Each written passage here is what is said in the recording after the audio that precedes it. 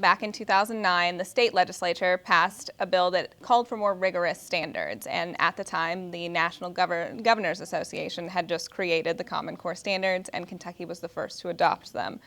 But you've called for repeal of the current standards. What issues do you see with them? I don't think they're serving us well, and I don't think they were implemented. They weren't even written in a way that, frankly, is commensurate with delivering what it is that they set out to accomplish.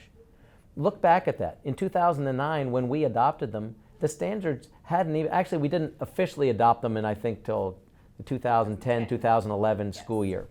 But the standards, when we first approved them and said we're going to move from CATS into that standard, granted, we had a system that didn't work well, understood why we were looking for something better.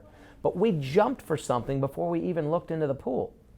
And the standards had not even been written before we endorsed them, before we signed up. But honestly, Jacqueline, remember, why did we do that? We did it because we were going to what? Race to the top. We were going to get some free money. And we thought if we jumped early, well, we'll be first in line to get the free money. Guess what? We didn't get the free money. We bought a pig in a poke. We bought something that was, frankly, poorly put together. And the argument is, well, standards are just standards. They're suggestions. You're not required to teach to the standards. But the testing is done to the standards. Again, I would challenge you, get a teacher who's maybe you'll have to mask their face out of fear on their part for retribution, which is unfortunate. But ask teachers, ask administrators what they like about being audited, what they like about having to teach to the test. And they will tell you they hate it. It handcuffs them. It robs them of the ability to actually educate young people. So what we've created is an environment largely controlled by the private sector that is remunerated on their part by these tests. And so testing is now an increasing part of what we're doing, arguably trying to hold kids to a higher standard. Who doesn't support that? I do. I think anybody who wants a better educational outcome recognizes we need standards. We need to hold people to those standards. We need metrics to be able to measure that. I don't think Common Core is the right solution. I'll tell you, part of it is driven by the fact that no educators were involved in creating it. There were only 2 people who had ever spent time in a classroom that were involved in the creation of these standards. One is an English professor at the University of Arkansas, and neither she nor the gentleman who is a math professor at Stanford University blessed off on the standards. They both said when they were done, one quit before the process was over and said, we're going in the wrong direction, you're not accomplishing what you're trying to. The other stayed through to the end, but then didn't endorse the standards, saying, the professor from Stanford said straight up, if we employ these, we will be at a minimum, even if we're successful, 2 years behind other developed and industrialized nations. Why would that be our goal? My concern with them is not that we shouldn't have standards, not that we shouldn't have higher standards, because frankly, Kentucky has never really led the way academically and educationally.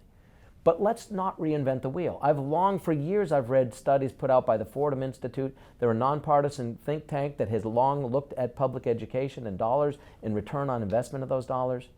And they even noted that these standards are going to weaken some states. Massachusetts, for example, had fantastic standards. They had metrics. I remember at the time when they implemented them, teachers balked at the idea of being held to account, of having metrics. But those have turned out to be good, and their students in both math and in English excelled and led the nation.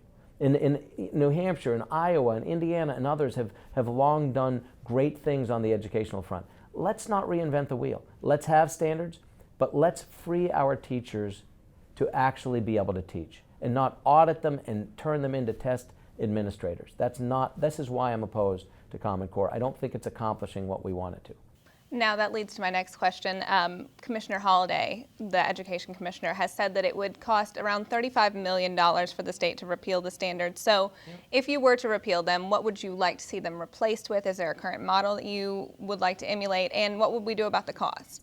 Again, $35 million. We waste so much money in the state on different programs and inefficiencies that the idea that 30 to 35 million is the rub is a false argument. That's not nothing. That's real money. And that's taxpayer money.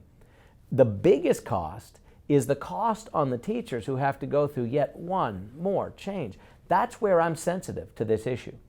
And so there is no perfect solution. But again, let's look at Massachusetts standards, for example. Maybe not lock, stock, and barrel, but let's get educators, not administrators, not bureaucrats, not people who've never been in the education arena, not people from Washington, D.C., regardless of how well intended they are. Let's get Kentucky principals, Kentucky superintendents, Kentucky teachers at the table and say, what can we do as a state with the dollars we have to most empower you at the local level to get the best return on investment, to allow you as a teacher, as an administrator, to be able to actually use these dollars to educate the young people. You know how it's done. And so why are we going to tell you? You should be telling us. Have that conversation and then come up with a plan. It's not going to happen overnight. It will happen in basically over the course of a session or two. But we will do just what we did this last time. But if we know that we're on a path that is not going to take us to the right destination, why would we continue down that path, regardless of the cost? What's the cost to a lost generation? Far in excess of $30 to $35 million.